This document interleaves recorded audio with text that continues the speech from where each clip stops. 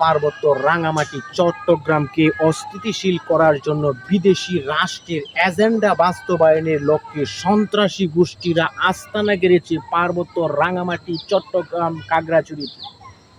দেখুন, খাগড়াছড়িতে সেনাবাহিনীর যৌথ অভিযানে ইউপিডিএফ এর বিভিন্ন ধরনের অস্ত্রসহ গোপন আস্তানার সন্ধান পেয়েছি। দেশপ্রেমিক সেনাবাহিনী, দেশপ্রেমিক বিজিবি, পুলিশ এবং অন্যান্য গোয়েন্দা সংস্থা এই চট্টগ্রাম অঞ্চলকে, বিশেষ করে পাহাড়ি অঞ্চলকে একটি নেটওয়ার্কের আওতায় আনতে হবে। এখানে বিদেশি সংস্থা, বিদেশি এজেন্ডা, পার্শ্ববর্তী একটি রাষ্ট্রের চোরা কারবারিরা কিংবা পার্শ্ববর্তী রাষ্ট্রের অস্ত্র যে এইভাবে অবাধে ঢুকতেছে, সকল চুরাই পথগুলা বন্ধ করে বাহিনীর নেতৃত্বে পরিচালিত হয়েছে। খাগড়াছড়িতে সেই অভিযানে ইউপিডিএফ এর কিন্তু বিপুল পরিমাণে অস্ত্র, গোলা বারুদ এবং রসদ তারা জব্দ করতে সক্ষম হয়েছে। সেই আস্তানা গুড়িয়ে দিয়েছে।